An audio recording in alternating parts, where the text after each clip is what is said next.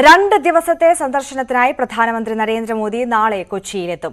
വന്ദേ ഭാരത് എക്സ്പ്രസിന്റെ flag off, Yuvam 2023, water metro ഉദ്ഘാടനം തുടങ്ങിയവയാണ് പ്രധാന പരിപാടികൾ. ഇന്റലിജൻസ് റിപ്പോർട്ട് ചോർന്ന പശ്ചാത്തലത്തിൽ പഴുതടച്ച സുരക്ഷയാണ് ഒരുക്കിയിരിക്കുന്നത്. റോഡ് ഷോയുടെ ഭാഗമായി നാളെ നഗരത്തിൽ ഗതാഗത നിയന്ത്രണം ഉണ്ടാകും. റോഡ് ഷോയുടെ ദൂരം കൂട്ടി. നാളെ വൈകിട്ട് 5 മണിയോടെ കൊച്ചിയിലെ നാവിക ആസ്ഥാനത്ത് പ്രധാനമന്ത്രി വിമാനമിറങ്ങും. 5:30 നാവിക ആസ്ഥാനത്ത് നിന്ന് യുവം 2023 പരിപാടി നടക്കുന്ന SH ഗ്രൗണ്ടിലേക്ക് റോഡ് ഷോ. BJPയുടെ മുതിർന്ന നേതാക്കൾ ഉൾപ്പെടെ 15,000-ഓളം പേർ റോഡ് ഷോയിൽ പങ്കാളികളാകും. വെണ്ടുരുത്തി പാലം മുതൽ തേവര SH കോളേജ് വരെ 1.8 കിലോമീറ്ററായി റോഡ് ഷോയുടെ ദൈർഘ്യം വർദ്ധിപ്പിച്ചു. 20,000 പേരെ പങ്കെടുപ്പിച്ചുള്ള യുവ 2023 വേദിയിലേക്ക് 6 മണിയോടെ പ്രധാനമന്ത്രി എത്തും. യുവാക്കളുമായി മോദി നേരിട്ട് സംവദിക്കും. ലോക്സഭാ തെരഞ്ഞെടുപ്പിന് മുന്നോടിയായി നിഷ്പക്ഷരായ പുതിയ തലമുറയെ ആകർഷിക്കുകയാണ് പരിപാടിയുടെ ലക്ഷ്യമെന്നാണ് വിലയിരുത്തൽ. 3/4 മണിക്കൂർ ഇവിടെ ചെലവിട്ട ശേഷം താജിലേക്ക് പ്രധാനമന്ത്രി മടങ്ങും. സുരക്ഷാ ക്രമീകരണങ്ങൾ വിലയിരുത്താൻ കൊച്ചിയിൽ ഉന്നതതല യോഗം ചേർന്നു. പഴുതടച്ചുള്ള സുരക്ഷയാണ് ഒരുക്കിയിരിക്കുന്നത്. 2060 പോലീസുകാരെ വിന്യസിച്ചു. ഉച്ച മുതൽ നഗരത്തിൽ ഗതാഗത നിയന്ത്രണവും ഏർപ്പെടുത്തിയിട്ടുണ്ട്. പ്രധാനമന്ത്രിയുടെ പരിപാടിയിൽ പങ്കെടുക്കുന്നവർക്ക് മൊബൈൽ ഫോൺ മാത്രമാകും കൊണ്ടുപോകാൻ അനുമതി. ഇന്റലിജൻസ് റിപ്പോർട്ട് ചോർന്നത് കണക്കിലെടുത്ത് പോലീസ് ഉദ്യോഗസ്ഥരുടെയും വാഹനങ്ങളുടെ വിന്യാസത്തിലും മാറ്റം വരുത്തിയിട്ടുണ്ട്. നാളെ കൊച്ചിയിൽ തങ്ങിയ ശേഷം മറ്റന്നാൾ പ്രധാനമന്ത്രി തിരുവനന്തപുരത്തെത്തും. വന്ദേ ഭാരതിന്റെ ഫ്ളാഗ് ഓഫും കൊച്ചി വാട്ടർ മെട്രോയുടെ ഉദ്ഘാടനവും ഉൾപ്പെടെ നിരവധി വികസന പദ്ധതികൾക്കാണ് മോദി തുടക്കം കുറിക്കുക. സുവി വിശ്വനാഥൻ, ന്യൂസ് 18, കൊച്ചി. വാർത്തയുടെ വിശദാംശങ്ങളുമായി സുവി വിശ്വനാഥൻ തന്നെ ചേരുകയാണ്. സുവി, നാളെ പ്രധാനമന്ത്രി നരേന്ദ്രമോദി കൊച്ചിയിലാണ് ആദ്യം എത്തുന്നത്. വളരെ വിപുലമായ ഒരുക്കങ്ങൾ അവിടെ പുരോഗമിക്കുന്നു. യുവം 2023 എന്നുള്ള വലിയ വിപുലമായ ഒരു പരിപാടി നടക്കുന്നുണ്ട്. കൊച്ചി വാട്ടർ മെട്രോയുടെ ഉദ്ഘാടനമുണ്ട്. അതോടൊപ്പം തന്നെ പ്രധാനപ്പെട്ടത് ഈ റോഡ് ഷോയാണ്. ഈ റോഡ് ഷോയുമായി ബന്ധപ്പെട്ട് ഏറ്റവും പുതുതായി വരുന്ന റിപ്പോർട്ട് ഇതിന്റെ ദൂരം കൂട്ടിയിട്ടുണ്ട് എന്നുള്ളതാണ്. ഇപ്പോൾ ഈ ദൂരം കൂട്ടാനുണ്ടായ ഒരു തീരുമാനത്തിലേക്ക് എങ്ങനെ എത്തി? അതോടൊപ്പം ഈ സുരക്ഷാ കാര്യങ്ങളൊക്കെ എങ്ങനെ വേണം എന്നുള്ളതിൽ ഒരു അന്തിമ തീരുമാനം ഇന്ന് ചേർന്ന ഉന്നതതല യോഗം എടുത്തിട്ടില്ലേ? ഉന്നതതല യോഗം ചേർന്ന് പ്രധാനമന്ത്രിയുടെ സുരക്ഷാ ക്രമീകരണങ്ങൾ വിലയിരുത്തുകയുണ്ടായി. സുരക്ഷാ ക്രമീകരണങ്ങളിൽ മാറ്റവും വരുത്തിയിട്ടുണ്ട്. ഇന്റലിജൻസ് റിപ്പോർട്ട് ചോർന്ന പശ്ചാത്തലത്തിലാണ് ഈ സുരക്ഷാ ക്രമീകരണങ്ങളിൽ മാറ്റം വരുത്തിയിരിക്കുന്നത്. ഉദ്യോഗസ്ഥർക്ക് നേരത്തെ വിനിയോഗിച്ച ഉദ്യോഗസ്ഥരുടെ ചുമതലകൾ പരസ്പരം വെച്ചുമാറിയിട്ടുണ്ട് എന്നാണ് മനസ്സിലാക്കാൻ സാധിക്കുന്നത്. ഒപ്പം തന്നെ അതിന് നിയോഗിക്കപ്പെട്ട വാഹനങ്ങൾ ഉൾപ്പെടെ മാറ്റിയിട്ടുണ്ട് എന്നാണ് അറിയുന്നത്. ഏതായാലും ഇനിയൊരു സുരക്ഷാ വീഴ്ച ഉണ്ടാകാത്ത തരത്തിൽ പഴുതടച്ചുള്ള സുരക്ഷാ ക്രമീകരണങ്ങളാണ് ഒരുക്കിയിരിക്കുന്നത്. നേരത്തെ രാവിലെ സിറ്റി പോലീസ് കമ്മീഷണർ കെ സേതുരാമന്റെ നേതൃത്വത്തിലാണ് യോഗം ചേർന്നത്. CI ഉൾപ്പെടെയുള്ള മുതിർന്ന ഉദ്യോഗസ്ഥരെല്ലാം തന്നെ ഈ യോഗത്തിൽ പങ്കെടുത്തിട്ടുണ്ട്. DGP അനിൽകാന്തും ഈ യോഗത്തിൽ ഓൺലൈനായി പങ്കെടുത്തു എന്നാണ് നമുക്കറിയാൻ സാധിക്കുന്നത്. അതിനുശേഷമാണ് ഇത്തരത്തിൽ ഒരു നിയന്ത്രണങ്ങൾ ഏർപ്പെടുത്തിയിരിക്കുന്നത്. 2060ഓളം പോലീസുകാരെ ഇതിനുവേണ്ടി വിനിയോഗിക്കും എന്നാണ് അറിയിച്ചിരിക്കുന്നത്. നഗരത്തിൽ ഇതിന്റെ ഭാഗമായി ഗതാഗത ക്രമീകരണവും കൂടി ഉണ്ടാകും. യുവം 2023 എത്തുന്ന ആളുകൾക്ക് മൊബൈൽ മാത്രമേ കൊണ്ടുപോകാൻ സാധിക്കുകയുള്ളൂ. ഇവരെ പരിശോധിച്ച ശേഷമായിരിക്കും അകത്തേക്ക് കടത്തിവിടുക. 20,000-ഓളം പേരെയാണ് ഈ യുവം 2023 പരിപാടിയിൽ പ്രതീക്ഷിക്കുന്നത്. ഇവരെ ഏതാണ്ട് 2 മണിക്കൂർ മുമ്പ് തന്നെ ഈ പരിപാടി നടക്കുന്ന വേദിയിലേക്ക് എത്തിക്കും എന്നാണ് അറിയുന്നത്. 15,000-ഓളം പേരാണ് റോഡ് ഷോയിൽ പങ്കെടുക്കുന്നത്. റോഡ് ഷോയുടെ ദൂരം കൂട്ടിയിട്ടുണ്ട്. നേരത്തെ 1.2 കിലോമീറ്റർ ആയിരുന്നു എന്നത് 1.8 കിലോമീറ്ററായി വർദ്ധിപ്പിച്ചിട്ടുണ്ട്. വെണ്ടുരുത്തി പാലത്തിലൂടെയാണ് റോഡ് ഷോ കടന്നു പോവുക. വെണ്ടുരുത്തി പാലത്തിൽ നിന്ന് SH ഗ്രൗണ്ട് വരെയാണ് ഈ റോഡ് ഷോ. റോഡ് ഷോയിൽ നിന്ന് പ്രധാനമന്ത്രി നേരിട്ട് യുവം 2023 പരിപാടിയിലേക്കാണ് കടക്കുക. അവിടെ നിരവധി യുവാക്കൾ ഈ വേദിയിൽ പ്രധാനമന്ത്രിയോടൊപ്പം ഉണ്ടാകും, യുവ നേതാക്കൾ ഉണ്ടാകും എന്നാണ് പറയുന്നത്. ഒപ്പം തന്നെ ഈ യുവാക്കളുമായി നരേന്ദ്രമോദി സംസാരിക്കുകയും ചെയ്യും. 2024 ലോക്സഭാ തിരഞ്ഞെടുപ്പ് മുൻകൂട്ടി കണ്ടുകൊണ്ട് നിഷ്പക്ഷരായ യുവാക്കളെ BJPയിലേക്ക് ആകർഷിക്കുന്നതിനു വേണ്ടിയാണ് ഇത്തരത്തിലൊരു പരിപാടി സംഘടിപ്പിച്ചിരിക്കുന്നത് എന്നാണ് വിലയിരുത്തപ്പെട്ടിരിക്കുന്നത്. ഏതായാലും കർശന സുരക്ഷയാണ് ഇതുമായി ബന്ധപ്പെട്ട് ഒരുക്കിയിരിക്കുന്നത്. 2060ഓളം പോലീസ് ഉദ്യോഗസ്ഥരെ വിനിയോഗിച്ചിട്ടുണ്ട്. നാളെ ഉച്ചയ്ക്ക് 2 മണി മുതൽ പിറ്റേന്ന് വൈകുന്നേരം പിറ്റേന്ന് 9 മണിവരെ വെണ്ടുരുത്തി പാലത്തിലൂടെയുള്ള ഗതാഗതം നിയന്ത്രിച്ചിട്ടുണ്ട്. ദേശീയപാതയിൽ കറുകുറ്റി മുതൽ മുട്ടം വരെ വലിയ വാഹനങ്ങളെ പ്രവേശിപ്പിക്കേണ്ട എന്നൊരു തീരുമാനവും എടുത്തിട്ടുണ്ട്. ഏതായാലും വലിയ കർശന സുരക്ഷയാണ് ഇതുമായി ബന്ധപ്പെട്ട് ഒരുക്കിയിരിക്കുന്നത്. ഇനിയൊരു സുരക്ഷാ വീഴ്ച ഉണ്ടാകാത്ത തരത്തിൽ പഴുതടച്ചുള്ള സുരക്ഷാ ക്രമീകരണങ്ങളാണ് ഒരുക്കിയിരിക്കുന്നത് എന്നാണ് സിറ്റി പോലീസ് കമ്മീഷണർ വ്യക്തമാക്കുകയും ചെയ്തിട്ടുള്ളത്. ആര്യ, സുവി, ഒരു കാര്യം കൂടി. സുവി ഇപ്പോൾ സൂചിപ്പിച്ച ഈ ഗതാഗത നിയന്ത്രണവുമായി ബന്ധപ്പെട്ടിട്ടാണ് ഇപ്പോൾ വൈകിട്ടാണ് പ്രധാനമന്ത്രി കൊച്ചിയിലേക്ക് എത്തുന്നത്. റോഡ് ഷോയും ആ സമയത്താണ്. അപ്പോൾ ഈ രാവിലെ മുതൽ ഇത്തരത്തിലുള്ള ഗതാഗത നിയന്ത്രണം ഉണ്ടാകുമോ? കൊച്ചിയിലെ ഏതൊക്കെ ഭാഗത്തായിരിക്കും പ്രധാനമായും ഈ നിയന്ത്രണം ഏർപ്പെടുത്തുക?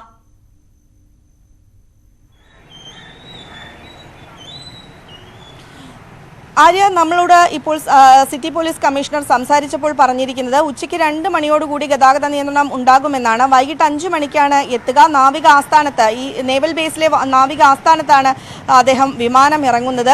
അതുകൊണ്ട് തന്നെ വെണ്ടുരുത്തി പാലത്തിനും തേവര ഉൾപ്പെടെയുള്ള പശ്ചിമ കൊച്ചി മേഖലകളിലുമാണ് ഗതാഗത നിയന്ത്രണം കൂടുതലായി ഏർപ്പെടുത്തിയിരിക്കുന്നത്. ഉച്ചയ്ക്ക് 2 മണി മുതലാണ് ഗതാഗത നിയന്ത്രണം ഏർപ്പെടുത്തിയിരിക്കുന്നത്. ആ ഭാഗത്തേക്ക് വാഹനങ്ങൾ കയറ്റിവിടില്ല എന്നാണ് അറിയിച്ചിരിക്കുന്നത്. അതിനുശേഷം ഈ ഗതാഗത നിയന്ത്രണം പ്രധാനമന്ത്രിയുടെ പരിപാടി തീർന്ന് പ്രധാനമന്ത്രി കൊച്ചിയിൽ നിന്ന് പോകുന്നതുവരെ ഈ നിയന്ത്രണം തുടരും എന്നാണ് അറിയിച്ചിരിക്കുന്നത്. പിറ്റേന്ന് രാവിലെ, അതായത് 25-ന് രാവിലെയാണ് പ്രധാനമന്ത്രി ഇവിടെ നിന്ന് പോവുക. അതുവരെ ഈ നിയന്ത്രണം തുടരും എന്നാണ് മനസ്സിലാക്കാൻ സാധിക്കുന്നത്. ഒപ്പം തന്നെ കറുകുറ്റി മുതൽ മുട്ടം വരെയുള്ള ഭാഗം വരെ വലിയ വാഹനങ്ങളെ പ്രവേശിപ്പിക്കേണ്ട എന്നൊരു തീരുമാനവും എടുത്തിട്ടുണ്ട്. ഇതും നാളെ ഉച്ചയ്ക്ക് 2 മണി മുതലാണ് ആരംഭിക്കുക. ഏതായാലും നഗരത്തിൽ മറ്റ് രീതിയിൽ ഈ വാഹനങ്ങൾ മറ്റ് രീതിയിൽ പശ്ചിമ കൊച്ചിയിലേക്കും മറ്റും കടത്തിവിടാനുള്ള സൗകര്യങ്ങളും പോലീസ് ഏർപ്പെടുത്തിയിട്ടുണ്ട്.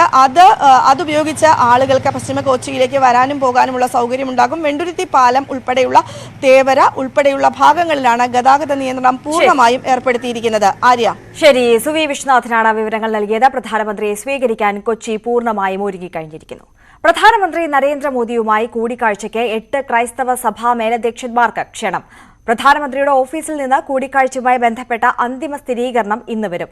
സിറോ മലബാർ സഭ major arch bishop Mar George Alencherry, orthodox സഭാ അധ്യക്ഷൻ ബസേലിയോസ് മാർത്തോമ മാത്യൂസ് തൃതീയൻ കാത്തോലിക്ക, യാക്കോബായ സഭാ മെത്രോപൊലീത്തൻ trustee Joseph Mar Gregorios, Syro Malankara സഭാ അധ്യക്ഷൻ കർദിനാൾ മാർ ക്ലിമീസ്, ലത്തീൻ സഭയെ പ്രതിനിധീകരിച്ച് വരാപ്പുഴ അതിരൂപത arch bishop doctor Joseph Kalathiparambil, Knanaya കത്തോലിക്ക സഭയിൽ നിന്നും മാർ മാത്യു മൂലക്കാട്ട്, കൽദായ സുറിയാനി സഭയിൽ നിന്ന് മാർ ഔജിൻ കുര്യാക്കോസ്, ജ്ഞാനായ സിറിയൻ സഭയെ പ്രതിനിധാനം ചെയ്ത് കുര്യാക്കോസ് മാർ സേവ്രിയൂസ് ചിങ്ങവനം എന്നിവർക്കാണ് ക്ഷണം ലഭിച്ചിരിക്കുന്നത്.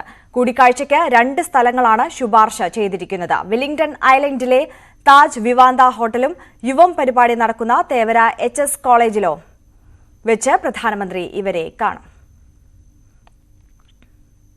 പ്രധാനമന്ത്രിയെ വധിക്കുമെന്ന് ഭീഷണി കത്ത് എഴുതിയ കേസിൽ എറണാകുളം കത്രിക്കടവ് സ്വദേശി സേവ്യർ അറസ്റ്റിൽ. ഇയാൾ വ്യക്തിവൈരാഗ്യം തീർക്കാൻ NJ ജോണിയുടെ പേരിൽ കത്ത് എഴുതിയതെന്ന് പോലീസ് അറിയിച്ചു. കൈയക്ഷരം ശാസ്ത്രീയമായി പരിശോധിച്ചു. സേവ്യറാണ് കത്തിന് പിന്നിലെന്ന് ജോണി നേരത്തെ ആരോപിച്ചിരുന്നു. നമ്മൾ ശാസ്ത്രീയമായിട്ട് തന്നെ അയാളുടെ കൈയക്ഷരവും എല്ലാം പരിശോധിച്ചു, സാമ്പിൾ പരിശോധിച്ചു. അയാളുടെ നേരത്തെ പഴയ ലെറ്ററൊക്കെ ഉണ്ടായിരുന്നു. അത് നോക്കിയ സമയത്ത് നമുക്ക് FSLന്റെ തീരുമാനത്തോടുകൂടിയാണ് നമ്മൾ ഈ കൺക്ലൂഷൻ എത്തിയിരിക്കുന്നത്. പ്രധാനമന്ത്രിയുടെ സന്ദർശനത്തിന്റെ സുരക്ഷാ പദ്ധതി വിവരങ്ങൾ ചോർന്നത് ഗുരുതര വീഴ്ചയെന്ന വി മുരളീധരൻ. വിവരങ്ങൾ ചോർന്ന് 24 മണിക്കൂറായിട്ടും സംസ്ഥാന സർക്കാർ മൗനം പാലിക്കുകയാണ്. കുറ്റക്കാരായ ഉദ്യോഗസ്ഥരെ കണ്ടെത്തി ഇതിനോടകം നടപടിയെടുക്കേണ്ടതായിരുന്നു. നടപടിയെടുക്കാൻ സർക്കാരിന് താൽപര്യമുണ്ടായിരുന്നെങ്കിൽ ഇതിനോടകം അത് ഉണ്ടായേനെ. സർക്കാർ മൗനം തുടരുന്നതിന്റെ അർത്ഥം ആഭ്യന്തര വകുപ്പ് നാഥനില്ല കളരിയായി മാറിയെന്നതാണെന്നും കേന്ദ്ര സഹമന്ത്രി വി മുരളീധരൻ ആരോപിച്ചു. ഈ കാര്യം നടന്നിട്ട് 24 മണിക്കൂറായിട്ടും സംസ്ഥാന സർക്കാർ മൗനം പാലിക്കുകയാണ്. വാസ്തവത്തിൽ ഉത്തരവാദിയായിട്ടുള്ള ഉദ്യോഗസ്ഥനെതിരായിട്ട് 24 മണിക്കൂറിനകം നടപടിയെടുക്കേണ്ടതായിരുന്നു. ഇത്തരത്തിലുള്ള സംഭവങ്ങൾ നടക്കുമ്പോൾ അതിനോട് ആവശ്യമായിട്ടുള്ള നടപടികളെടുക്കാൻ പോലും കഴിയാത്ത വിധത്തിലുള്ള കുത്തഴിഞ്ഞ അവസ്ഥയിൽ ഒരു നാഥനില്ലാ കളരിയായിട്ട് ആഭ്യന്തര വകുപ്പ് മാറിയിരിക്കുന്നു എന്നുള്ളതാണ് ഇതിൽ നിന്ന് മനസ്സിലാക്കേണ്ടത്. സംസ്ഥാന സർക്കാർ ഈ കാര്യത്തിൽ ഒരക്ഷരം മിണ്ടുന്നില്ല എന്നുള്ളത് തന്നെ കാണിക്കുന്നത് ആഭ്യന്തര വകുപ്പിന് നാഥനില്ല എന്നാണ്. പിന്നെ ആര് കേസെടുക്കാൻ? വന്ദേ ഭാരത് ട്രെയിനുകളുടെ ബുക്കിംഗ് ആരംഭിച്ചു. ആദ്യ മണിക്കൂറിൽ തന്നെ 2 ദിവസത്തെ എക്സിക്യൂട്ടീവ് സീറ്റുകളുടെ ഓൺലൈൻ റിസർവേഷൻ പൂർത്തിയായി. 914 ചെയർകാറും 86 എക്സിക്യൂട്ടീവ് ചെയർകാറുമാണ് ട്രെയിനിൽ ഉള്ളത്. തിരുവനന്തപുരം മുതൽ കാസർഗോഡ് വരെ 1590 രൂപയാണ് കുറഞ്ഞ ടിക്കറ്റ് നിരക്ക്. ഈ മാസം 28 മുതലുള്ള വന്ദേ ഭാരത് ട്രെയിനുകളുടെ ഓൺലൈൻ ബുക്കിംഗ് രാവിലെ 8 മണി മുതൽ ആരംഭിച്ചു. ആദ്യ ദിവസങ്ങളിലെ എക്സിക്യൂട്ടീവ് ചെയർകാർ ബുക്കിംഗ് ആദ്യ മണിക്കൂറിൽ തന്നെ പൂർത്തിയായി. തിരുവനന്തപുരത്ത് നിന്ന് കാസർഗോഡ് വരെ എക്സിക്യൂട്ടീവ് ക്ലാസിന് 2880 രൂപയും ചെയർകാറിന് 1590 രൂപയുമാണ് ടിക്കറ്റ് നിരക്ക്. തിരുവനന്തപുരം ഷൊർണൂർ എക്സിക്യൂട്ടീവ് ക്ലാസ് 1775 രൂപയും ചെയർകാർ 950 രൂപയുമാണ്. തിരുവനന്തപുരം എറണാകുളം എക്സിക്യൂട്ടീവ് ക്ലാസ് 1420 രൂപയും ചെയർകാർ 765 രൂപയുമാണ് ടിക്കറ്റ് നിരക്ക്. കുറഞ്ഞ ടിക്കറ്റ് നിരക്ക് തിരുവനന്തപുരം മുതൽ കൊല്ലം വരെയാണ്. എക്സിക്യൂട്ടീവ് ക്ലാസ് 820ഉം ചെയർകാർ 435 രൂപയുമാണ്. 2 ട്രെയിനുകളുടെ സമയത്തിൽ ഏപ്രിൽ 28 മുതൽ മാറ്റമുണ്ട്. വേണാട് എക്സ്പ്രസ് രാവിലെ 10 മിനിറ്റ് വൈകി 5:25 സർവീസ് ആരംഭിക്കും. പാലരുവി എക്സ്പ്രസിന്റെ കൊല്ലം മുതലുള്ള സർവീസ് 5 മിനിറ്റ് വൈകി രാവിലെ 4:50 കൊല്ലത്ത് നിന്ന് പുറപ്പെടും. ഫ്ളാഗ് ഓഫ് ചടങ്ങ് നടക്കുന്ന 25-ാം തീയതി തിരുവനന്തപുരം സെൻട്രലിലേക്ക് വരുന്നതും ഇവിടെ നിന്ന് പുറപ്പെടുന്നതുമായ ട്രെയിനുകളുടെ സർവീസ് പുനഃക്രമീകരിച്ചു. തിരുവനന്തപുരത്തേക്ക് വരുന്ന Malabar express, Chennai mail, Amrita express എന്നിവ 23-24 തീയതികളിൽ കൊച്ചുവേളിയിൽ യാത്ര അവസാനിപ്പിക്കും. ഉദ്ഘാടന ദിവസം 7 സ്റ്റോപ്പുകൾ കൂടുതലായി വന്ദേ ഭാരതിന് അനുവദിച്ചു. ന്യൂസ് 18 തിരുവനന്തപുരം. ഉദ്ഘാടന ദിവസം വന്ദേ ഭാരത് എക്സ്പ്രസിന് കൂടുതൽ സ്റ്റോപ്പുകൾ അനുവദിച്ചു. നിലവിൽ തീരുമാനിച്ച 9 സ്റ്റോപ്പുകൾക്ക് പുറമെ 7 സ്പെഷ്യൽ സ്റ്റോപ്പുകൾ കൂടി ഉദ്ഘാടന ദിവസം അനുവദിച്ചു. പ്രധാനമന്ത്രിയുടെ സന്ദർശനത്തോടനുബന്ധിച്ച് കർശന സുരക്ഷയാണ് ഒരുക്കിയത്.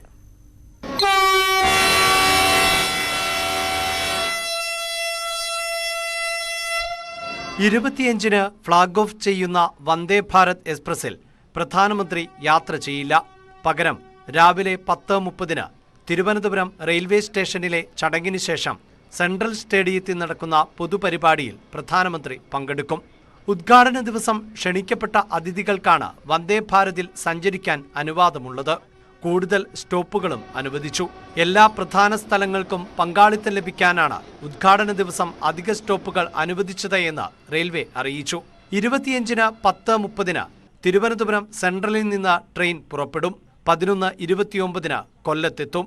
കായംകുളം, ചെങ്ങന്നൂർ, തിരുവല്ല, കോട്ടയം, എറണാകുളം, ചാലക്കുടി, തൃശൂർ, ഷൊർണൂർ, തിരൂർ, കോഴിക്കോട്, തലശ്ശേരി, കണ്ണൂർ, പയ്യന്നൂർ, കാസർഗോഡ് എന്നിവിടങ്ങളിലാണ് ഉദ്ഘാടന ദിവസം ട്രെയിൻ നിർത്തുക.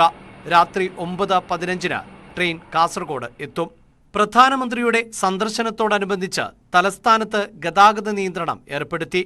തമ്പാനൂർ, MG റോഡ്, സെക്രട്ടേറിയറ്റ് പരിസരം തുടങ്ങിയ സ്ഥലങ്ങളിൽ പാർക്കിംഗ് അനുവദിക്കില്ല. തമ്പാനൂർ KSRTC ബസ് സ്റ്റാൻഡും ഷോപ്പിംഗ് കോംപ്ലക്സിലെ ഓഫീസുകളും കടകളും 11 മണിക്ക് ശേഷമേ പ്രവർത്തിക്കൂ. ബസ് സർവീസുകൾ വികാസ് ഭവൻ സ്റ്റാൻഡിൽ നിന്ന് നടത്തും. ന്യൂസ് 18 തിരുവനന്തപുരം. വന്ദേ ഭാരതിൽ BJP നേതാക്കളെ പരിഹസിച്ച് K മുരളീധരൻ MP. സാധിക്കുമായിരുന്നുവെങ്കിൽ വന്ദേ ഭാരത് നേതാക്കൾ റോഡിലൂടെ ഓടിക്കുമായിരുന്നുവെന്ന് K മുരളീധരൻ. കവലകൾ തോറുമാണ് വന്ദേ ഭാരതിന് സ്വീകരണം നൽകിയത്. ഒരു ട്രെയിൻ പാർട്ടിയുടെ സംഭാവന എന്ന് പറയുന്നത് ശരിയല്ലെന്നും രാജധാനി ആരുടെയെങ്കിലും സംഭാവനയാണോ എന്നും K മുരളീധരൻ തിരുവനന്തപുരത്ത് ചോദിച്ചു. ഇപ്പം രാജധാനിക്ക് ശേഷം വന്നൊരു മോഡേൺ ടെക്നോളജിയാണ് വന്ദേ ഭാരത്. അത് ഏതെങ്കിലും പാർട്ടിയുടെ വകയാണോ? ഇപ്പം നാളെ ഉദ്ഘാടനമാണ്. എല്ലാ ജംഗ്ഷനിലും സ്റ്റോപ്പുണ്ട്. നാളെ മാത്രം ഉദ്ഘാടനത്തിന് അങ്ങനെ ഒരു പ്രത്യേകത ഒരു കാലത്തും ഉണ്ടായിട്ടില്ല. തുടങ്ങുമ്പോൾ വലിയ ഒരു ആഘോഷം ഉണ്ടാവും. ഉദ്ഘാടനത്തിൻ്റെ തികച്ച ഔദ്യോഗിക ഉദ്ഘാടനം ഉണ്ടാവും.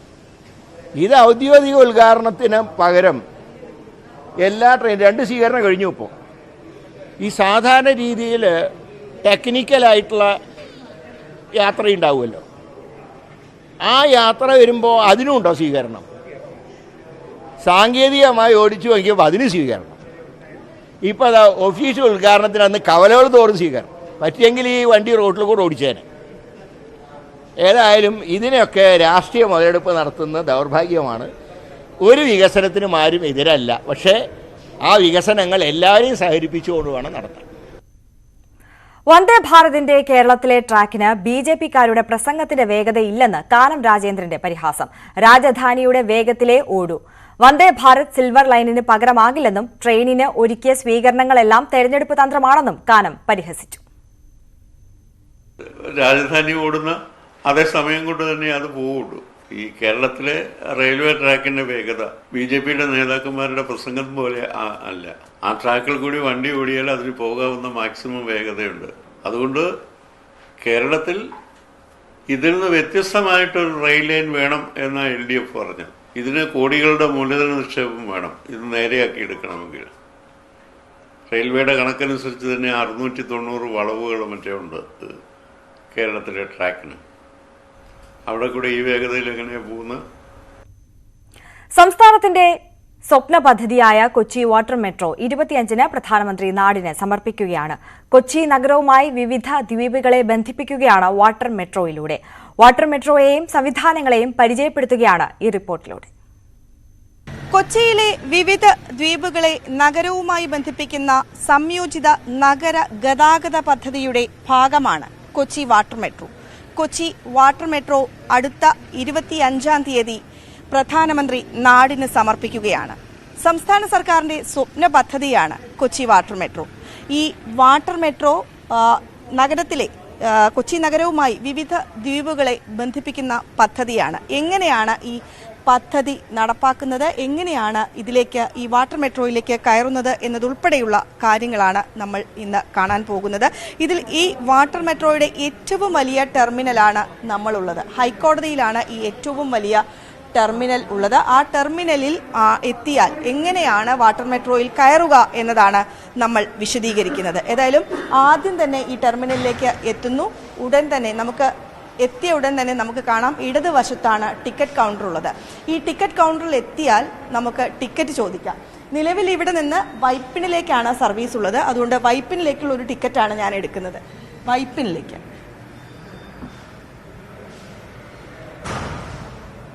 20 രൂപയാണ് വൈപ്പിനിലേക്കുള്ള ടിക്കറ്റ് നിരക്ക്. നമുക്ക് സ്ക്രീനിൽ തെളിഞ്ഞു കാണും.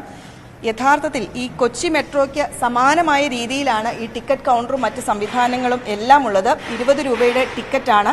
കൊച്ചി മെട്രോയുടെ അതേ രൂപത്തിലുള്ള ടിക്കറ്റ് തന്നെയാണ് നമുക്ക് ലഭിക്കുക. അതിനുശേഷം നമ്മൾക്ക് ഇവിടെ നിന്ന് AFC ഗേറ്റ് വഴിയാണ് ഇതിനകത്തേക്ക് വാട്ടർ മെട്രോയുടെ ടെർമിനലിനകത്തേക്ക് പ്രവേശിക്കാൻ സാധിക്കുക. ഏതായാലും നമുക്ക് ഇനി ആ ബോട്ട്, എല്ലാവരും കാത്തിരിക്കുന്ന ബോട്ട് എങ്ങനെയാണ് എന്ന് നമുക്ക് കണ്ടു നോക്കാം. ഇതാണ് ആ ബോട്ട്.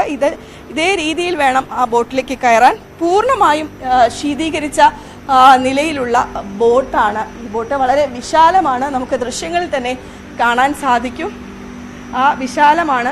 ഒപ്പം മനോഹരമായ കാഴ്ചകളാണ് കൊച്ചി കായലിലുള്ളത്. ആ കാഴ്ചകളെല്ലാം തന്നെ കാണാൻ പറ്റാവുന്ന രീതിയിൽ വളരെ വിശാലമായിട്ടാണ് ഈ ബോട്ട് ഒരുക്കിയിരിക്കുന്നത്. പീക്ക് അവറിൽ 15 മിനിറ്റ് ഇടവേളകളിൽ ആണ് ഇപ്പോൾ ഹൈക്കോടതിയിൽ നിന്ന് വൈപ്പിനിലേക്ക് സർവീസ് ഉണ്ടാവുക. അതിനുശേഷം ഈ 15 മിനിറ്റ് എന്ന സമയം പിന്നീട് മാറ്റും എന്നാണ് അധികൃതർ പറയുന്നത്. ആളുകളുടെ എത്ര പേർ വരും എന്നത് നോക്കിയാണ് ഇക്കാര്യത്തിൽ ഒരു തീരുമാനം എടുക്കുക എന്നാണ്. 100 പേർക്ക് യാത്ര ചെയ്യാവുന്ന ബോട്ടാണ് ഇവിടെ ഉൾപ്പെടുത്തിയിരിക്കുന്നത്. 100 പേർക്ക് ഒരേ സമയം തന്നെ യാത്ര ചെയ്യാൻ സാധിക്കും, കാഴ്ചകൾ കാണാൻ സാധിക്കും. പൂർണ്ണമായും ശീതീകരിച്ച രീതിയിലാണ് ഈ വാട്ടർ മെട്രോയുടെ ബോട്ടുകൾ ഉള്ളത്.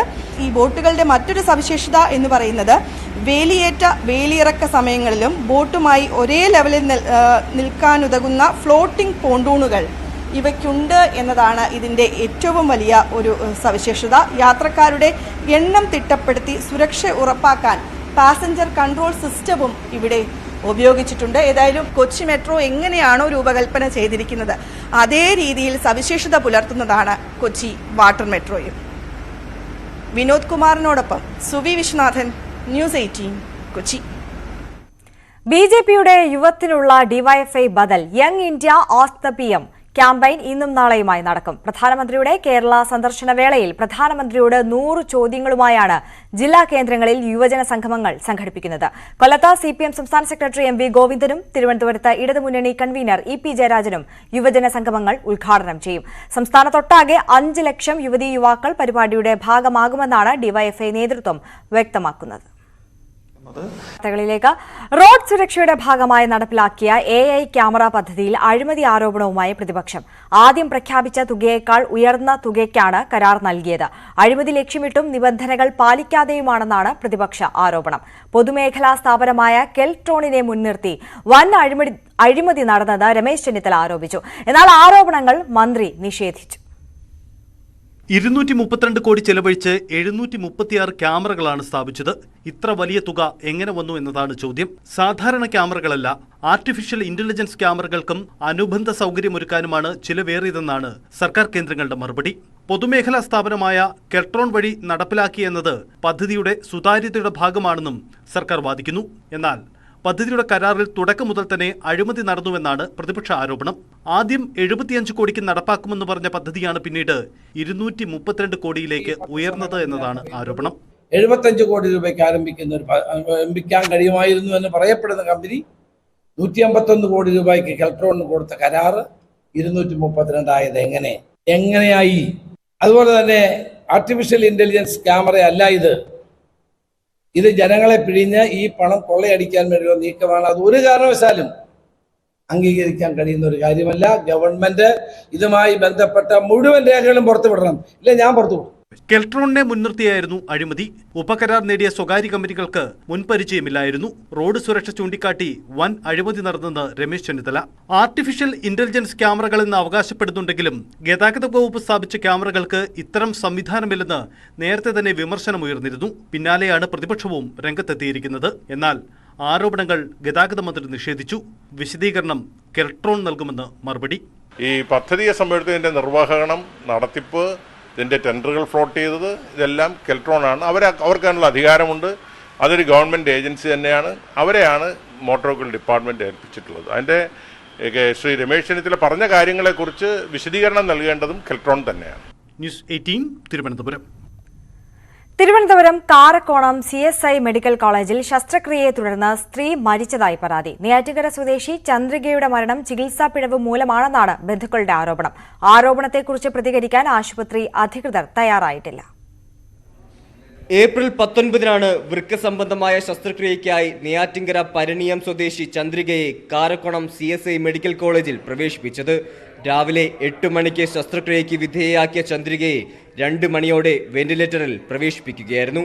BP കുറഞ്ഞതാണ് വെന്റിലേറ്ററിലേക്ക് മാറ്റാൻ കാരണമെന്നാണ് ആശുപത്രി അധികൃതർ ബന്ധുക്കൾക്ക് നൽകിയ വിശദീകരണം.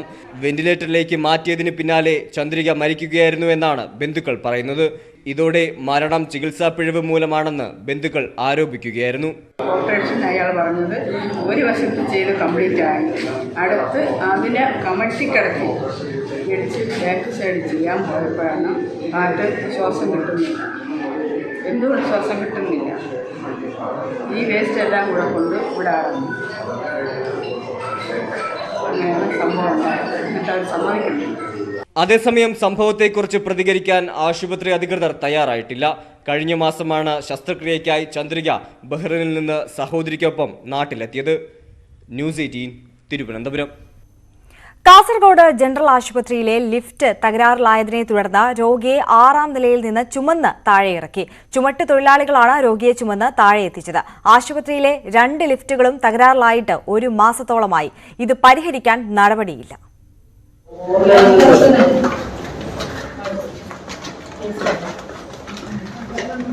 കാസർഗോഡ് ജനറൽ ആശുപത്രിയിൽ രോഗികളുടെ ദുരവസ്ഥ വ്യക്തമാക്കുന്നതാണ് ഈ ദൃശ്യങ്ങൾ. ആശുപത്രിയിൽ സ്ട്രക്ചർ കയറ്റാൻ സൗകര്യമുള്ള വലിയ ലിഫ്റ്റുണ്ട്. പക്ഷേ തകരാറിലായിട്ട് 3 ആഴ്ചയിൽ അധികമായി. ഓട്ടോ ഡ്രൈവറായ രോഗിയെ ഡിസ്ചാർജ് ചെയ്തിട്ടും ലിഫ്റ്റ് ശരിയാക്കുമെന്ന് പ്രതീക്ഷിച്ച് 2 ദിവസങ്ങൾ കൂടി കാത്തു. പിന്നീട് ചുമട്ടുതൊഴിലാളികളുടെ സഹായം തേടുകയായിരുന്നു. 6ാം നിലയിൽ നിന്ന് നഗരത്തിലെ ചുമട്ടുതൊഴിലാളികളാണ് രോഗിയെ ചുമന്ന് താഴെ എത്തിച്ചത്. ഒരാഴ്ച മുമ്പ് ഒരു മൃതദേഹം ആശുപത്രിയുടെ 3ാം നിലയിൽ നിന്ന് താഴെ എത്തിച്ചതും ചുമട്ടുതൊഴിലാളികളുടെ സഹായത്തോടെയാണ്. 2 ലിഫ്റ്റുകളും തകരാറിലായതോടെ 7 നിലയുള്ള ആശുപത്രിയിലെ വാർഡുകളിലേക്കും തീവ്രപരിചരണ വിഭാഗം, ലേബർ, ശസ്ത്രക്രിയാ മുറികൾ എന്നിവിടങ്ങളിലേക്കും എത്തണമെങ്കിൽ പടികൾ കയറിപ്പോകേണ്ട അവസ്ഥയാണ്. അതേസമയം വർഷങ്ങൾ പഴക്കമുള്ള ലിഫ്റ്റുകൾ നിരന്തരം ഉപയോഗിക്കുമ്പോൾ അതിന്റെ നിയന്ത്രണ സംവിധാനം ചൂടാകുന്നതാണ് പ്രവർത്തനം നിലയ്ക്കാൻ കാരണമെന്ന് ആശുപത്രി അധികൃതർ വ്യക്തമാക്കുന്നു. തകരാറിലായ വലിയ ലിഫ്റ്റ് നന്നാക്കാൻ മാത്രമായി 4 ലക്ഷത്തോളം രൂപ വേണമെന്നാണ് ആശുപത്രി അധികൃതർ പറയുന്നത്. കമ്പനിയുടെ സൗജന്യ സേവനം അവസാനിച്ചതിനാൽ ആശുപത്രിയുടെ വികസന സമിതിയിലെ ഫണ്ട് ഉപയോഗിച്ച് വേണം ലിഫ്റ്റ് നന്നാക്കാൻ. ന്യൂസ് 18 കാസർഗോഡ്. കേരള കോൺഗ്രസ് നേതാവ് വിക്ടർ ടി തോമസ് ബിജെപിയിൽ. യുഡിഎഫ് പത്തനംതിട്ട ജില്ലാ ചെയർമാൻ സ്ഥാനം വിക്ടർ ടി തോമസ് രാജിവെച്ചു. യുഡിഎഫിൽ കാലുവാരുന്നതിൽ മത്സരമാണെന്നും തന്നെ തെരഞ്ഞെടുപ്പിൽ കാലുവാരി തോൽപ്പിച്ചെന്നും വിക്ടർ ടി തോമസ് പറഞ്ഞു. പക്ഷേ യുഡിഎഫിന്റെ പ്രവർത്തനത്തിൽ യു എന്ന് പറയുന്ന ഒരു കാര്യത്തിന് മാത്രമാണുള്ള യൂണിറ്റി. കാലുവാരുന്നതിൽ ഏറ്റവും വലിയ മത്സരമാണ് എൻ്റെ ജീവിത ചരിത്രത്തിൽ എനിക്കുണ്ടായത്. ഞാൻ 2 തെരഞ്ഞെടുപ്പുകളിൽ തിരുവല്ലയിൽ 2006-ലും 2011-ലും മത്സരിച്ചു. എൻ്റെ നോമിനേഷൻ്റെ തലേദിവസമാണ്, 12 ദിവസമാണ് എനിക്ക് റോഡിൽ കൂടെ നടക്കുക. പക്ഷേ വോട്ട് കിട്ടിയെങ്കിലും അവിടെ റിബലുകളെ നിർത്തുകയും യുഡിഎഫിന് പഞ്ചായത്ത് മെമ്പറാകാൻ പോലും പറ്റാത്ത ആളുകളെല്ലാം സ്ഥാനാർത്ഥിയാകാൻ ആഗ്രഹിക്കുകയും കാലുവാരി തോപ്പിക്കുന്ന ഒരു പ്രവണതയാണ് യുഡിഎഫിന്റെ അധപ്പതനം. ഒരിടവേള കൂടി. ഖലിസ്ഥാൻവാദി നേതാവ് അമൃത്പാൽ സിംഗ് പിടിയിൽ. പഞ്ചാബിലെ മോഗയിലെ റോഡ് വാലിലെ ഗുരുദ്വാരയിൽ നിന്നാണ് അമൃത്പാലിനെ രാവിലെ 6:45 പിടികൂടിയത്. അറസ്റ്റല്ല, കീഴടങ്ങുകയായിരുന്നുവെന്നാണ് അമൃത്പാൽ അനുകൂലികളും ഗുരുദ്വാര സിംഗ് സാഹിബും അവകാശപ്പെടുന്നത്. എന്നാൽ ഇന്റലിജൻസ് വിവരത്തിന്റെ അടിസ്ഥാനത്തിലാണ് അറസ്റ്റെന്നാണ് പോലീസ് അവകാശപ്പെടുന്നത്.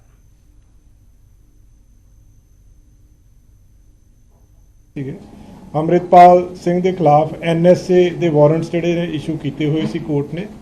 तो ਅੱਜ ਸਵੇਰੇ ਅਮਰਿਤਪਾਲ ਸਿੰਘ ਨੂੰ ਡਿਟੇਨ ਕੀਤਾ ਗਿਆ। NSA ਦੇ ਜਿਹੜੇ ਵਾਰੰਟਸ ਆ ਉਹਨਾਂ ਨੂੰ ਐਗਜ਼ੀਕਿਊਟ ਕਰਕੇ ਉਹਦੇ ਅੰਡਰ ਡਿਟੇਨ ਕੀਤਾ ਗਿਆ ਔਰ ਫਰਦਰ ਇਸ ਕੇਸ ਦੇ ਵਿੱਚ ਜਿਹੜਾ ਵਾ ਕਾਨੂੰਨ ਦੇ ਅਨੁਸਾਰ ਅੱਗੇ ਕਾਰਵਾਈ ਹੋਊਗੀ। ਲੋਕਾਂ ਨੇ, ਪਬਲਿਕ ਨੇ, ਸਭ ਤੋਂ ਪਹਿਲਾਂ ਤਾਂ ਮੈਂ ਧੰਨਵਾਦ ਕਰਨਾ ਚਾਹੂੰਗਾ ਪੰਜਾਬ ਦੇ ਲੋਕਾਂ ਦਾ ਜਿਨ੍ਹਾਂ ਨੇ ਇਸ ਪੂਰੇ ਦੌਰ ਦੇ ਦੌਰਾਨ ਪੰਜਾਬ ਦੇ ਵਿੱਚ ਕਮਿਊਨਲ ਹਾਰਮਨੀ, ਪੀਸ ਮੇਨਟੇਨ ਕੀਤੀ ਹੈ ਔਰ ਪੰਜਾਬ ਪੁਲਿਸ ਵੀ ਕਮਿਟਡ ਹੈ ਪੰਜਾਬ ਦੇ ਵਿੱਚ ਕਮਿਊਨਲ ਹਾਰਮਨੀ ਤੇ ਪੀਸ ਮੇਨਟੇਨ ਕਰਨ ਵਾਸਤੇ। ਔਰ ਕੁਝ ਜਿਹੜੇ ਹੈਗੇ ਨੇ ਐਲੀਮੈਂਟਸ ਉਹਨਾਂ ਨੂੰ ਵਾਰਨਿੰਗ ਦਿੱਤੀ ਜਾਂਦੀ ਹੈ ਕਿ ਕਿਸੇ ਵੀ ਤਰ੍ਹਾਂ ਦਾ ਮਾਹੌਲ ਪੰਜਾਬ ਦੇ ਵਿੱਚ ਜਿਹੜਾ ਵਾ ਖਰਾਬ ਨਹੀਂ ਹੋਣ ਦਿੱਤਾ। ਜਿਹੜਾ ਸਿੱਖ ਕੌਮ ਤੇ ਹਮਲਾ ਕੀਤਾ ਸੀ ਉਹਦੇ ਵਿੱਚ ਉਹਨਾਂ ਨੇ ਸਾਨੂੰ ਜਿਸ ਤਰੀਕੇ ਨਾਲ ਘੇਰਾਬੰਦੀ ਕਰਕੇ ਸਾਨੂੰ ਗ੍ਰਿਫਤਾਰ ਕਰਨ ਦਾ ਯਤਨ ਕੀਤਾ, ਉਸ ਮੌਕੇ ਸਾਨੂੰ ਇਹ ਲੱਗਦਾ ਨਹੀਂ ਸੀ ਕਿ ਗ੍ਰਿਫਤਾਰੀ ਹੈ। ਜਿਹੜੇ ਤਰੀਕੇ ਦੀ അതേസമയം സുരക്ഷാ കാരണങ്ങൾ മുൻനിർത്തി അമൃത്പാലിനെ പഞ്ചാബിന് പുറത്തേക്ക് മാറ്റാനാണ് നീക്കം. വാരിസ് ദേ പഞ്ചാബിന്റെ അറസ്റ്റിലായ പ്രവർത്തകരെ മാറ്റിയ അസമിലെ ദ്രിബുഗഡ് ജയിലിലേക്കാകും മാറ്റുക എന്നാണ് സൂചന. വിമാനമാർഗമാകും അമൃത്പാലിനെ അസമിൽ എത്തിക്കുക. മോഗയിൽ നിന്ന് അമൃത്പാലിനെ രാവിലെ തന്നെ ഭട്ടിൻഡയിൽ എത്തിച്ചിരുന്നു. കർണാടകയിൽ തെരഞ്ഞെടുപ്പൊരുക്കം.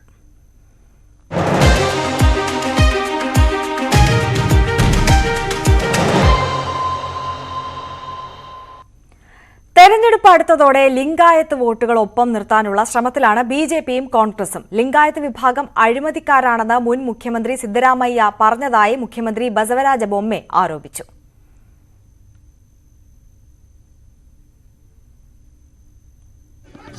It is unbecoming of a former chief minister call the entire community that shows what kind of prejudice mind he has. Previously he tried to divide it. And he has been belittling in his administration also. There was a file called Jilebi, Gowda, Lingat, Brahmin, and he used to just reject them. The thing has continued and he has made this statement. And the entire community Lingayat സമുദായത്തെ ആകെ അഴിമതിക്കാരാണെന്ന് പറഞ്ഞിട്ടില്ലെന്നും മുഖ്യമന്ത്രി അഴിമതിക്കാരനാണ് എന്ന് മാത്രമാണ് പറഞ്ഞതെന്നും സിദ്ധരാമയ്യ വിശദീകരിച്ചു. ബസവേശ്വരന്റെ ജന്മവാർഷികമായ ഇന്ന് രാഹുൽ ഗാന്ധി ബാഗൽകോട്ടിലെ ബസവേശ്വരന്റെ തീർത്ഥാടന കേന്ദ്രം സന്ദർശിച്ചു. വിവരങ്ങളുമായി രാഗേഷ് ചേരുകയാണ്. രാഗേഷ്, ഈ ലിംഗായത്ത് വോട്ടുകൾക്ക് വേണ്ടിയിട്ട് ബിജെപിയും കോൺഗ്രസും തമ്മിലുള്ള ഒരു കടിപിടി അത് ശക്തമായി അവിടെ തുടരുകയാണ്. അതോടൊപ്പം തന്നെ ഈ തെരഞ്ഞെടുപ്പ് പ്രചാരണം വളരെ ശക്തമായി മുന്നോട്ട് പോകുന്നുണ്ട്. അതിനിടയിൽ ഇപ്പോൾ രാഹുൽ ഗാന്ധി കൂടി അവിടെ സന്ദർശനം നടത്തിയിരിക്കുന്നു. എങ്ങനെയാണ് അവിടുത്തെ മറ്റ് വിവരങ്ങൾ?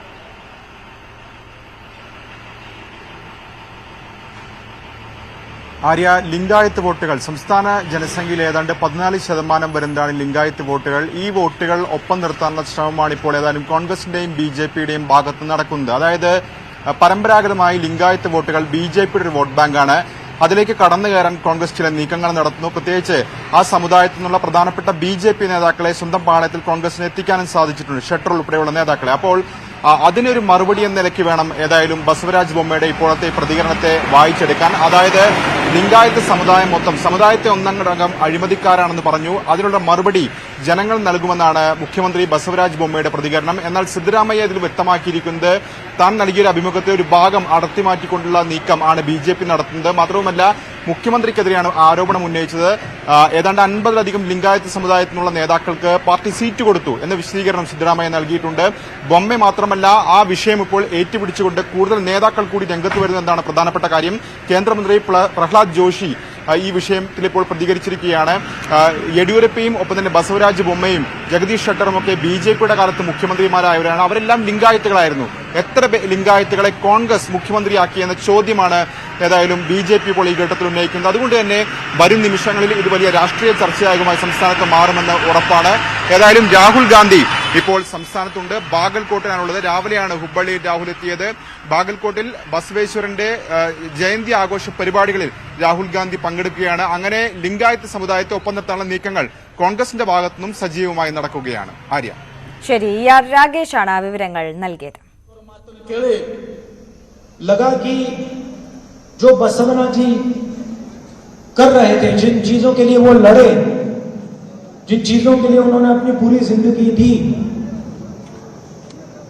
उस सोच के लिए स्वामी जी लड़ रहे हैं. ಇವತ್ತು ಸ್ವಾಮೀಜಿಯವರು ಮಾತನಾಡಿ ಹೇಳಿದ್ರು, ಬಸವಣ್ಣವರು ತಮ್ಮ ಜೀವನ ಪರ್ಯಂತ ಏನು ಹೋರಾಟವನ್ನು ಮಾಡಿದ್ರು, ಅವರ ಆದರ್ಶಗಳನ್ನಿತ್ತು. ಅದ್ರ ಸಲುವಾಗಿ ಇವತ್ತು ಸಹ ಅವರಿಗೆ ನಾವು ಸಹ ಹೂವನ್ನು ಅರ್ಪಣೆ ಮಾಡ್ತೀವಿ, ಅವರಿಗೆ ನಾವು ಆಧಾರವನ್ನು ಇಟ್ಕೊಂಡಿದ್ದೀವಿ. और मुझे बहुत कुछ सीखने को मिला है. ಮತ್ತು ನಾನು ಬಹಳಷ್ಟು ಈಗ ಈ ಸಂದರ್ಭದಲ್ಲಿ ತಿಳ್ಕೊಳ್ಳೋಕೆ ಆಗಿದೆ. सिर्फ आज नहीं, पहले भी मैं आया था. बसवा जी के बारे में मैंने पढ़ा है, उनके विचारों के बारे में मैंने सोचा है. കർണാടകയിൽ തെരഞ്ഞെടുപ്പ് പ്രചാരണം വളരെ ശക്തമായി മുന്നോട്ട് പോവുകയാണ്. രാഹുൽ ഗാന്ധി ഇന്ന് കർണാടകയിൽ എത്തിയിരിക്കുകയാണ്. അവിടെ സംസാരിക്കുന്നതിന്റെ തത്സമയ സംപ്രേഷണമാണ് പ്രേക്ഷകർ കണ്ടത്. KGF-ൽ നിർത്തിവെച്ച സ്വർണ്ണ ഖനനം പുനരാരംഭിക്കുമെന്ന് ഇത്തവണയും രാഷ്ട്രീയ പാർട്ടികളുടെ വാഗ്ദാനം. ഒരു കാലത്ത് ഇന്ത്യയുടെ സ്വർണ്ണഖനിയായിരുന്ന കർണാടകത്തിലെ കോലാർ ഗോൾഡ് ഫീൽഡ്സിലെ ജീവിതങ്ങളെക്കുറിച്ച് തെരഞ്ഞെടുപ്പ് കാലത്ത് മാത്രമാണ് ഓർമ്മിക്കപ്പെടാറുള്ളത്. കർണാടകത്തിന് പുറത്തുള്ള പലർക്കും KGF എന്നാൽ സിനിമയാണ്. എന്നാൽ കർണാടകത്തിലെ കോലാർ ജില്ലയിലെ ഒരു ചെറു പട്ടണമാണ് KGF. ഇവിടെയാണ് സ്വർണം കുഴിച്ചെടുത്തിരുന്ന ഖനിയുള്ളത്.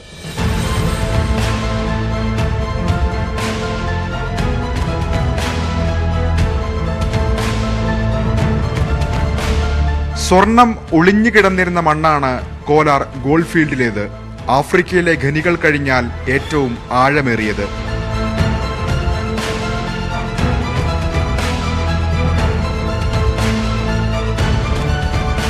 ബ്രിട്ടീഷ് ഭരണകാലത്തും അതിനുശേഷവും ഇവിടെ സ്വർണം കുഴിച്ചെടുത്തു. കൃത്യമായി പറഞ്ഞാൽ 121 വർഷങ്ങൾ. ആയിരങ്ങൾ തൊഴിലെടുത്തു. 1956 ദേശസാൽക്കരിക്കുകയും 1972 ഭാരത് ഗോൾഡ് മൈൻസ് ലിമിറ്റഡ് ആകുകയും ചെയ്ത കമ്പനി ഇക്കാലയളവിൽ ഖനനം ചെയ്തെടുത്തത് 850 മെട്രിക് ടൺ സ്വർണമെന്നാണ് കണക്കുകൾ.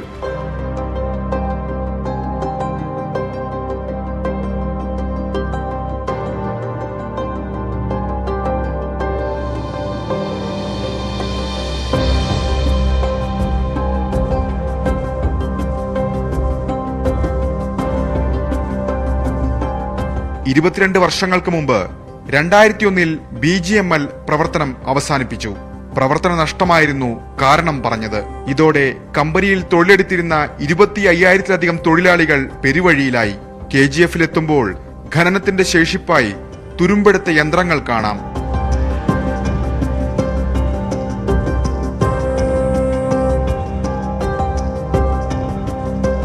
KGF-ൽ നിന്ന് 95 കിലോമീറ്റർ അകലെയുള്ള ബംഗളൂരു നഗരത്തിലേക്ക് ദിവസവും ട്രെയിനുണ്ട്.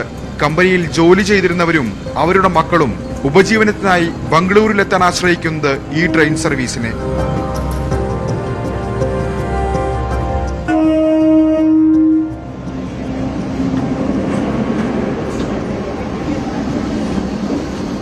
நாங்கள் அப்பா அம்மா தாத்தா காலத்துலேருந்து இங்கே வாழ்ந்துன்னு இருக்கிறோம். எங்கள் அப்பா ஒரு 47 வருஷம் சர்வீஸ் பண்ணார் மைன்ஸில். அம்மா ஒரு 34 வருஷம் சர்வீஸ் பண்ணாங்க. நானும் ஒரு 35 வருஷம் சர்வீஸ் பண்ணேன். என்னோடய சர்வீஸ் பூரா இந்த கேஜிஎஃப் இதுலேயே வாழ்ந்தது. ஒரு காலத்தில் கொடி கட்டி பறந்துன்னு இருந்த இந்த பிஜேபி நிர்வாகம் இப்போ 2001 க்ளோஸ் பண்ணிட்டாங்க. காரணம் கேட்டாக்கா லாஸ் ஆஃப் மைன்ஸ்னு சொல்லிட்டு க்ளோஸ் பண்ணிட்டாங்க. அதில் இருந்து எங்களுக்கு வேலை வெட்டி இல்லாதனால நாங்கள் டெய்லி குறைஞ்சபட்சம் ஒரு 25,000 பேர் கேஜிஎஃப்ல இருந்து பெங்களூருக்கு நடப்பயணமாக போயிட்டு இல்லை ட்ரெயினில் போயிட்டு வேலை செய்துட்டு வரோம். காலையில் 6 மணிக்கு வேலையை வீட்டை விட்டாக்கா ராத்திரி 9 மணிக்கு தான் வரோம்.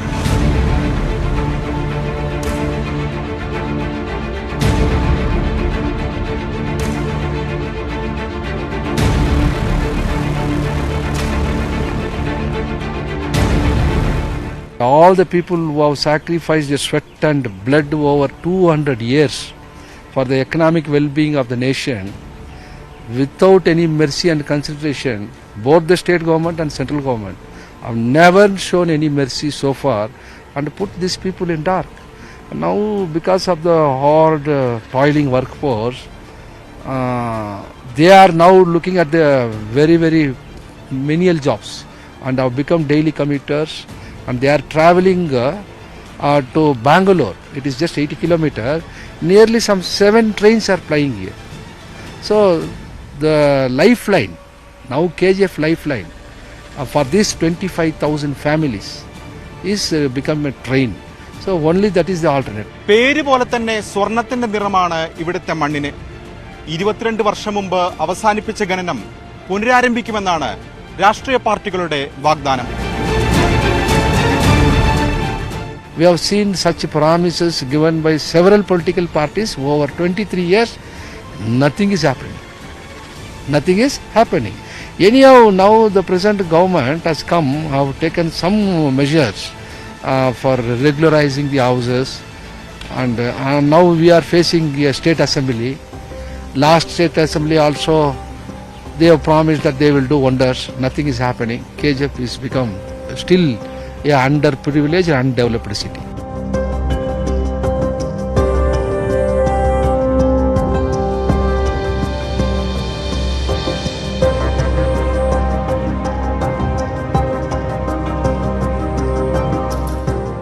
കോലാർ ഗോൾഡ് ഫീൽഡ്സിൽ നിന്ന് ക്യാമറമാൻ KP ധനേഷിനൊപ്പം ER രാഗേഷ്, ന്യൂസ് 18.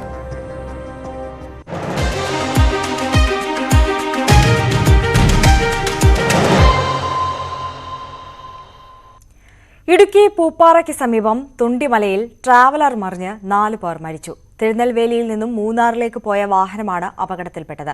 അപകടത്തിൽ 13 പേർക്ക് പരിക്കേറ്റു. ഇതിൽ 2 പേരുടെ നില അതീവ ഗുരുതരമാണ്. തിരുനെൽവേലി സ്വദേശികളായ പെരുമാൾ, വള്ളിയമ്മ, സുശീന്ദ്രൻ, സുധ എന്നിവരാണ് മരിച്ചത്. ഇന്നലെ വൈകുന്നേരമാണ് അപകടമുണ്ടായത്. ബോഡിമെട്ടിനും പൂപ്പാറയ്ക്കുമിടയിൽ തൊണ്ടിമലയിൽ കൊടും വളവിൽ നിയന്ത്രണം നഷ്ടമായ വാഹനം കൊക്കയിലേക്ക് പതിക്കുകയായിരുന്നു. റോഡിന്റെ താഴ്ഭാഗത്തുള്ള ഏലത്തോട്ടത്തിലേക്ക് കുത്തനെ മറിഞ്ഞ നിലയിലായിരുന്നു വാഹനം. അപകടം നടന്ന ഉടനെ തന്നെ നാട്ടുകാരുടെ നേതൃത്വത്തിൽ രക്ഷാപ്രവർത്തനം ആരംഭിച്ചു. ഇത്രയും ആൾക്കാർ ഇവിടെ ഉള്ളതുകൊണ്ട് പെട്ടെന്ന് ഇത്രയും അപകടങ്ങളില്ലാതെ നടന്നു. പക്ഷേ ഇത് എപ്പോഴും ഇവിടെ ഒരു സ്ഥിരമായിട്ട് അപകടം നടക്കുന്നതാണ്. കഴിഞ്ഞ ഒരു 5 വർഷം മുമ്പായിട്ട് ഇതുപോലെ ഒരു ആക്സിഡന്റ് നടന്ന് ഒരാളൊക്കെ മരിച്ചതാണ്. പരിക്കേറ്റവരെ രാജകുമാരിയിലെ സ്വകാര്യ ആശുപത്രിയിൽ എത്തിച്ച് പ്രാഥമിക ശുശ്രൂഷ നൽകിയ ശേഷം തേനി മെഡിക്കൽ കോളേജിൽ പ്രവേശിപ്പിച്ചു. തേനിയിൽ വെച്ചാണ് സുധ മരണപ്പെട്ടത്.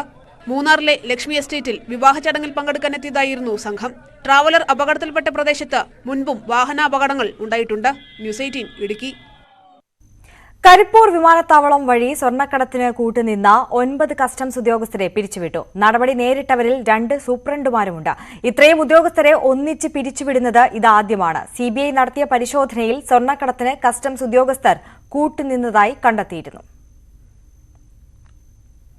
തിരുവനന്തപുരത്ത് നവജാത ശിശുവിനെ വിറ്റ സംഭവത്തിൽ ശക്തമായ നടപടിയുണ്ടാകുമെന്ന് ബാലാവകാശ കമ്മീഷൻ.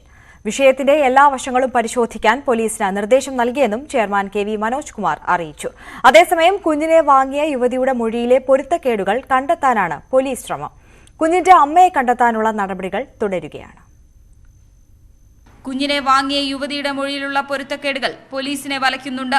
കുഞ്ഞിന്റെ അമ്മയെ 2 വർഷമായി അറിയാമെന്ന് യുവതി പറയുന്നു. ഇവർ കോവളത്ത് റിസോർട്ടിൽ ജോലി ചെയ്തിരുന്നു എന്ന വിവരവും ലഭിച്ചിട്ടുണ്ട്. കുഞ്ഞിന്റെ അമ്മയ്ക്കായുള്ള അന്വേഷണം തുടരുകയാണ്. ആശുപത്രിയിൽ നൽകിയിരുന്നത് പൊഴിയൂർ സ്വദേശിയായ വ്യക്തിയുടെ പേരിലുള്ള മൊബൈൽ നമ്പറാണെന്ന് കണ്ടെത്തിയിട്ടുണ്ട്. ഈ സിം യുവതി തന്നെ ഉപയോഗിച്ചു എന്നാണ് വിലയിരുത്തൽ. കരിയം ഭാഗത്ത് നേരത്തെ ഫോൺ ഉപയോഗിച്ചതിന്റെ ടവർ വിവരങ്ങൾ ലഭിച്ചിട്ടുണ്ട്. ഈ 2 സ്ഥലങ്ങളും കേന്ദ്രീകരിച്ച് അന്വേഷണം പുരോഗമിക്കുകയാണ്. വിൽപ്പനയിൽ ഇടനിലക്കാരുണ്ടോ എന്ന കാര്യവും പരിശോധിക്കുന്നുണ്ട്. ന്യൂസ് 18 തിരുവനന്തപുരം. ഒരിടവേളയ്ക്ക് ശേഷം CPM സംസ്ഥാന സെക്രട്ടറി MV ഗോവിന്ദൻ ജില്ലാ കമ്മിറ്റിയിൽ പങ്കെടുക്കാൻ ആലപ്പുഴയിൽ എത്തുമ്പോൾ സംഘടനാ പ്രശ്നങ്ങളുടെ നീണ്ട നിര തന്നെയുണ്ട് ജില്ലയിലെ പാർട്ടിയിൽ. ലഹരിയും വർഗശത്രുക്കളുമായുള്ള രഹസ്യ ബാന്ധവങ്ങളും അശ്ലീല വിവാദവും എന്നുവേണ്ട കായംകുളം ഏരിയ കമ്മിറ്റി അംഗത്തിന്റെ വനിതാ നേതാവായ ഭാര്യയ്ക്ക് മേലുള്ള മർദ്ദനം ഉൾപ്പെടെ കീറാമുട്ടികളായ പരാതികളുടെ നീണ്ട നിര തന്നെയുണ്ട് നേതൃത്വത്തിന് മുന്നിൽ. നിലയില്ലാ കയത്തിൽ വീണ അവസ്ഥയാണ് ആലപ്പുഴയിലെ CPMന് ഇപ്പോൾ. ഉയരും തോറും താഴേക്ക് വലിച്ചു താഴ്ത്തപ്പെടുന്ന ആരോപണങ്ങൾ ഒന്നിനു പുറകെ ഒന്നായി ഘോഷയാത്രയാണ്. ലഹരിക്ക് മുന്നിൽ അടിപതറി നിൽക്കുമ്പോഴും പുറത്താക്കപ്പെട്ടത് താഴെത്തട്ടിലുള്ള പ്രവർത്തകർ മാത്രം. ഷാനവാസിനെ CPM സസ്പെൻഡ് ചെയ്തുവെന്ന് പറയുമ്പോഴും പാർട്ടി കമ്മിറ്റികളിലൊഴികെ മറ്റെല്ലാ പരിപാടികളിലും CPMന്റെ മുഖം തന്നെയാണ് ഷാനവാസ്. കായംകുളത്തെ ഏരിയ കമ്മിറ്റി അംഗവും ജില്ലാ പഞ്ചായത്ത് വൈസ് പ്രസിഡന്റുമായ ബിബിൻ സി ബാബുവിനെതിരെ ഗാർഹിക പീഡന പരാതി നൽകിയത് പാർട്ടിയിലെ ജില്ലാ നേതാവ് കൂടിയായ ഭാര്യയാണ്. പരാതിയുമായി ലോക്കൽ കമ്മിറ്റി അംഗം കൂടിയായ അച്ഛനും മകളും പാർട്ടി ഓഫീസുകൾ കയറിയിറങ്ങുമ്പോൾ തന്നെയാണ് CPMന്റെ പ്രതിനിധിയായി ബിബിൻ സി ബാബു ജില്ലാ പഞ്ചായത്തിൽ സ്ത്രീ സൗഹാർദ്ദ ജനകീയ ബഡ്ജറ്റ് അവതരിപ്പിച്ചത്. ആലപ്പുഴ ജില്ലാ പഞ്ചായത്തിൽ 2023-24 വാർഷിക ബഡ്ജറ്റ് ഏറെ പ്രതീക്ഷയോടെ ഈ സഭ മുമ്പാകെ അവതരിപ്പിക്കുകയാണ്. മലയാളിക്കരയിൽ സ്ത്രീശക്തി പ്രതിനിധിക്കുന്നതിനും അവരെ സ്വയം പര്യാപ്തമാക്കുന്നതിനും വേണ്ടി കുടുംബശ്രീ ആവർത്തനം വഴിതെളിച്ചിട്ടുള്ളതാണ്. അതിന്റെ രജത ജൂബിലി ആഘോഷിക്കുന്ന ചരിത്ര മുഹൂർത്ത വേളയിൽ അവതരിപ്പിക്കപ്പെടുന്ന ഈ ബജറ്റ് ജനറൽ സൗഹൃദമായിരിക്കും എന്ന് ആമുഖമായി പ്രഖ്യാപിക്കുകയാണ്. ഒരു പടി കൂടി കടന്ന ചെങ്ങന്നൂർ ചെറിയനാട്ടിൽ ലോക്കൽ കമ്മിറ്റി സെക്രട്ടറി ഷീദ് മുഹമ്മദിനെതിരെ SDPI ബന്ധം ആരോപിച്ച് CPM വർഗ ബഹുജന സംഘടനകളുടെ ഭാരവാഹികൾ ഉൾപ്പെടെ രാജിവെച്ചത് 51 യുവാക്കളായ പ്രവർത്തകരാണ്.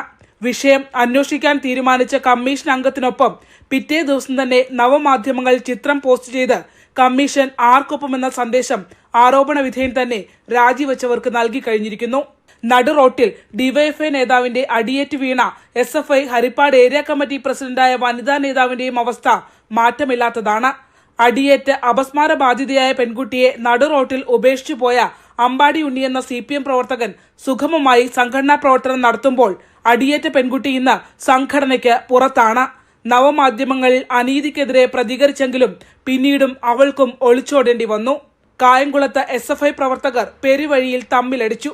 ഹരിപ്പാട് ഏരിയ സമ്മേളനത്തിലെ ഇറങ്ങിപ്പോക്കും അശ്ലീല വിവാദവും കുട്ടനാട്ടിലെ വ്യാപക കൊഴിഞ്ഞുപോക്കലുമടക്കം ശിഥിലമായിക്കൊണ്ടിരിക്കുന്ന ജില്ലയിലെ പാർട്ടിയുടെ പ്രശ്നങ്ങളിലേക്കാണ് 30-ന് സംസ്ഥാന സെക്രട്ടറിയുടെ വരവ്. വിഭാഗീയത രൂക്ഷമായ ജില്ലയിൽ എല്ലാ വിവാദങ്ങൾക്കും സംരക്ഷണമൊരുക്കാൻ വ്യത്യസ്ത ഗ്രൂപ്പുകൾ മത്സരിച്ച് നിലകൊള്ളുമ്പോൾ അച്ചടക്കത്തിന്റെ വഴി തുറക്കുക എന്നത് ഏറെ ദുഷ്കരമായിരിക്കും. ശരണ്യ സ്നേഹജൻ, ന്യൂസ് 18 ആലപ്പുഴ. കട്ടപ്പന സ്വദേശി അഥർവ സജിത്ത് എന്ന 1 വയസ്സുകാരനെ പരിചയപ്പെടാമിനി. ഈ 1 വയസ്സുകാരൻ മനഃപ്പാഠമാക്കിയിരിക്കുന്നത് ആകാശഗോളങ്ങളും അവയുടെ പേരും രൂപവും വിദേശ രാജ്യങ്ങളും അവയുടെ പേരും പതാകയും ഒക്കെയാണ്. ഇത്തരത്തിൽ പതാകകളും ചിഹ്നങ്ങളും നമ്പറുകളും ഒക്കെയായി 500-ൽ അധികം കാർഡുകൾ തിരിച്ചറിയുകയാണ് ഈ കുരുന്നുമിടുക്ക്. ശകുന്തള ദേവി. ജർമ്മനി എവിടെ? ജർമ്മനിയുടെ ഫ്ലാഗ് ഏതാ? ഇന്ത്യയുടെ ഫ്ലാഗ് എവിടെ? കാണിച്ചേ. എവിടെ ഇന്ത്യയുടെ ഫ്ലാഗ്? അഥർവയ്ക്ക് 7 മാസം പ്രായമുള്ളപ്പോൾ മുതലാണ് അമ്മ തീർത്ഥ കുട്ടിക്ക് പരിശീലനം നൽകി തുടങ്ങിയത്. കളിക്കാനുള്ള ആഗ്രഹം കഴിവിലേക്ക് തിരിച്ചുവിടാൻ പരിശീലനം നല്ലതാണെന്ന കൂട്ടുകാരിയുടെ ഉപദേശമാണ് കുട്ടിയെ പരിശീലനത്തിലേക്ക് എത്തിച്ചതെന്ന് തീർത്ഥ പറയുന്നു. പഠിച്ചെടുക്കാൻ അധികം നാളുകൾ വേണ്ടിവരുമെന്ന് കരുതിയവയൊക്കെ ദിവസങ്ങൾ കൊണ്ട് അഥർവ പഠിച്ചെടുത്തു. ഇതോടെ കളി അങ്ങനെ കാര്യമായി. 2 മാസം കൊണ്ട് 50-ലേറെ കാർഡുകളിലെ ചിത്രങ്ങൾ കുട്ടി തിരിച്ചറിയാൻ തുടങ്ങി. ഇതോടെ കൂടുതൽ നന്നായി പരിശീലിപ്പിച്ചു തുടങ്ങി. ഷേപ്സ് ആൻഡ് കളേഴ്സിൽ തുടങ്ങി, പിന്നെ ആനിമൽസ്, ഇൻസെക്ട്സ്, ഇവർക്ക് ഇൻട്രസ്റ്റ് ഉള്ള എന്താണോ അതിലേക്ക് മാറി മാറി ഇപ്പോൾ ഏതാണ്ട് 65+ പേഴ്സണാലിറ്റീസ്. അതുപോലെ തന്നെ ഇന്നിപ്പോ ഞാൻ ആദ്യമായിട്ട് അവന് ലോഗോസ് എടുത്തു കൊടുക്കുന്നത്. വെഹിക്കിൾസിന്റെ ലോഗോസ് ഐഡന്റിഫൈ ചെയ്യാൻ തുടങ്ങിയിട്ടുണ്ട്. പിന്നെ സോളാർ സിസ്റ്റം, ഗ്രഹങ്ങളും ബ്ലാക്ക് ഹോളും അതൊക്കെ ആയിട്ടുള്ള ഇതൊക്കെ പറയുന്നുണ്ട്. അതൊക്കെയാണ് ഇപ്പോഴുള്ള അവന്റെ ഡെവലപ്മെന്റ്സ്. രാജ്യങ്ങളുടെ പതാകയോ കമ്പനികളുടെ ചിഹ്നമോ വ്യക്തികളുടെയോ മൃഗങ്ങളുടെയോ ചിത്രങ്ങളോ കാണിച്ചിട്ട് അവയിൽ നിന്ന് ചോദിക്കുന്നവ തൊട്ട് കാണിക്കുന്നതാണ് സംഗതി. കേൾക്കുമ്പോൾ നിസ്സാരമെന്ന് തോന്നുമെങ്കിലും കേവലം 1 വയസ്സും 2 മാസവും മാത്രം പ്രായമുള്ള കുട്ടി ഇത്തരത്തിൽ 500-ലേറെ ചിത്രങ്ങൾ ചോദിക്കുന്നതിനനുസരിച്ച് തൊട്ട് കാണിക്കുമെന്നത് അത്ഭുതം തന്നെയാണ്. 65 വ്യക്തികൾ, 16 രാജ്യങ്ങളുടെ പതാകകൾ, ഡോട്ട്സ് കാർഡുകൾ, മൃഗങ്ങളുടെ ചിത്രങ്ങൾ, സൗരയൂഥ ചിത്രങ്ങൾ, അങ്ങനെ പോകുന്നു അഥർവ എന്ന ചാരുവിന്റെ അത്ഭുത ലോകം.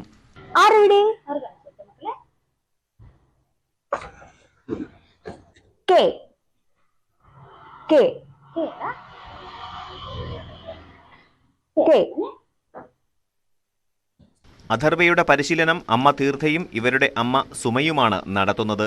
കുട്ടികളുടെ കഴിവിനെ കൂടുതൽ വളർച്ചയിലേക്ക് നയിക്കുന്ന ഇത്തരം കാര്യങ്ങൾ മറ്റുള്ളവരും കുട്ടികളെ പരിശീലിപ്പിക്കണമെന്നാണ് അഥർവയുടെ മാതാപിതാക്കളായ തീർത്ഥയ്ക്കും സജിത്തിനും പറയാനുള്ളത്. ന്യൂസ് 18 ഇടുക്കി. വാർത്തയിൽ ഇത് പൂർണ്ണമാകുന്നു. നമസ്കാരം.